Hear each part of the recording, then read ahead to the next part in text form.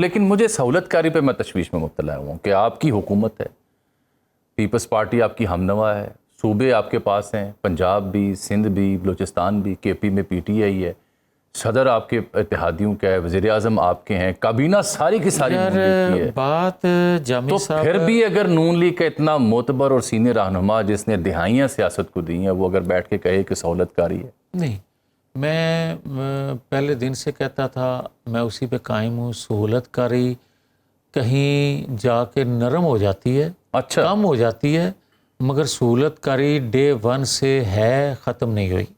اور میں یہ بالکل وثوق سے آپ کو کہہ سکتا ہوں کہ فارم 47 کی پیداوار کوئی اور ہیں جو آج بھی بینیفیشری ہیں اس سسٹم کے، اور مجھے یہ بتانے میں کوئی عار نہیں ہے کہ اس سسٹم کو مضبوط کرنے والے آج کی پی ٹی آئی کی قیادت جو باہر بیٹھی ہے وہ بھی بینیفیشری ہے، اور جو اندر بیٹھا ہے جس کو چھڑوانے کے لیے آئے روز کوئی نہ کوئی آپ تحریک کا اناؤنسمنٹ سنتے ہیں، وہ اس سسٹم میں خود کو دوبارہ ان کرنے کے لیے بےتاب ہے۔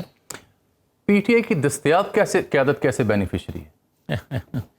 مجھے پھر یہ آپ کہنے کی اجازت دیں کہ میں آج بھی احتساب اداروں کے سامنے پیش ہو رہا ہوں، آج بھی اچھا، میں آج بھی اس کٹہرے میں کھڑا ہوں۔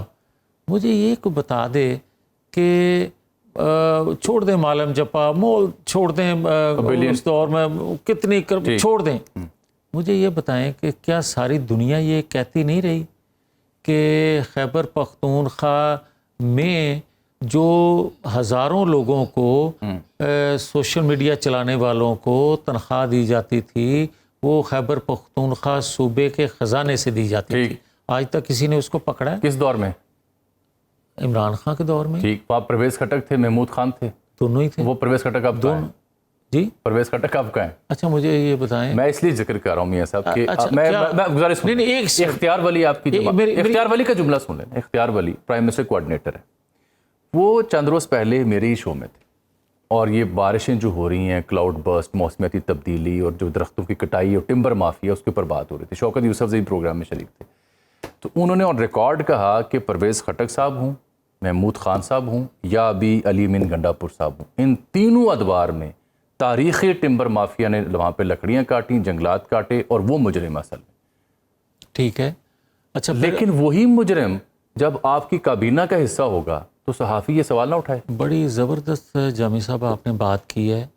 آج جو سزائیں ہو رہی ہیں نا 9-10 مئی کی، سوال اس لیے اٹھ رہا ہے کہ کوئی پریس کانفرنس کر کے علیحدگی کا اعلان کر دے اور وہ بری ہو جائے۔ یہ تو ہو رہا ہے، اور پھر غلط ہے نا بھائی، کون ہے اس کیپیسٹی میں، اور کون ہوتا ہے کوئی کہ کوئی پریس کانفرنس کرے اور اس کا جرم جو ہے وہ صاف ہو جائے؟ کون ہے جو یہ بات کرے کہ معافی مانگو اور گھر چلے جاؤ؟ کیوں بھائی؟ آپ ایک ونڈو وہ کھول رہے ہیں کہ ایک جرم کریں گے، ریاست پہ حملہ کریں گے، ریاست کو کمزور کریں گے، دفاعی اداروں پہ حملہ کریں گے، اور آپ کے وہ منظور نظر ہوا، معافی مانگی، ونڈو کھولی اور چلا گیا۔ آپ اس کا مطلب ہے کہ یہ دروازے آنے والے وقت میں کھول کے جا رہے ہیں۔ اس لیے یہ میں کہتا ہوں کہ آپ کسی کو آپ نے ہرٹ کیا ہے نا، مجھے آپ نے ظلم کیا ہے، میرے ناجائز مقدمات بنائے ہیں، بھائی میں اختیار رکھتا ہوں اپنے پر ہونے والے مظالم کا کسی کو معاف کرنے کا، مگر ریاست کے ساتھ اگر کسی نے کیا ہے تو میری کیپیسٹی، میرا حق نہیں ہے، مجھے آئین قانون حق نہیں دیتا کہ میں کسی کو معاف کر سکوں۔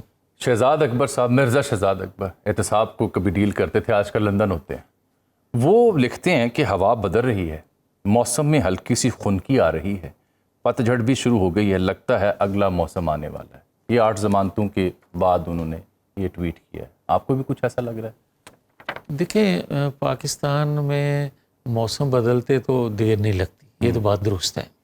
اچھا، اور 78 سالوں میں ہم نے بڑے موسم بدلتے دیکھے ہیں۔ پلان 10-15 سال کا ہوتا ہے، اور فیض میں حصہ بندے چلے جاندے نے، 3-3.5 سال بعد۔ اور جنہوں نے مل کے جسٹس ثاقب نثار ہوں، جسٹس بندیال ہوں، جنرل فیض امید ہوں، یا اس طرح کے سارے لوگ، عمران خان ہوں، سب نے مل کے منصوبہ بندی تو 15 سال کی تھی، لیکن پھر اس کے بعد کیا جس ادارے سے فیض صاحب کا تعلق تھا اس ادارے نے تو ان کا معاملہ کر دیا، باقی جن لوگوں کا آپ نام لے رہے ہیں ان کا معاملہ انہوں نے نہیں کرنا. اصل بات یہ ہے، وہ تو آپ کی حکومت نے کرنا اصل اگر وہ مجرم یا ملزم ہے. میں یہی عرض کرنے لگا ہوں بھائی، بات یہ ہے کہ آج اگر اداروں کے متعلق سوال اٹھتے ہیں، شخصیات کے متعلق لوگ سوال کرتے ہیں، تو پھر اس ادارے کو خود احتسابی کرنی چاہیے تاکہ جامی صاحب سوال نہ کر سکیں، تاکہ مجھے کٹہرے میں کھڑا ہونا نہ پڑے. مجھے یہ بتائیں کہ آپ ہر دفعہ کہتے ہیں چلو پچھلی گال چھوڑو، جب وہ نواز شریف بات کرتا ہے مجھے کیوں نکالا، آپ مذاق اڑاتے ہو، وہ بس کرو جی ہوں اگلی گل کرو. او بھائی یہ بات سنتے سنتے تو 35-40 سال ہو گئے نواز شریف کو. آپ نے 93 میں نکالا، وہ 97 میں پھر آیا، آپ نے کہا پچھلی بات چھوڑو اگلی گل کرو، وہ 2013 میں آیا، آپ نے کہا ہوں پچھلی گل چھوڑو اگلی گل کرو. او بھائی 35 سال دینے کے بعد زندگی کے آپ پھر بھی کہہ رہے ہیں آگے بڑھو، پچھلی گل ہی نہ کرو. کہاں سے شروع کریں؟ کسی جگہ سے تو شروع کرو تاکہ لوگ دوبارہ وہ فیل نہ کر سکیں. میاں صاحب جو آپ کی اپنی پیشیاں ہیں وہ کیسے ختم ہو سکتی ہیں؟ ہاں آپ بھی کیا سہولت کاری کے متلاشی ہیں؟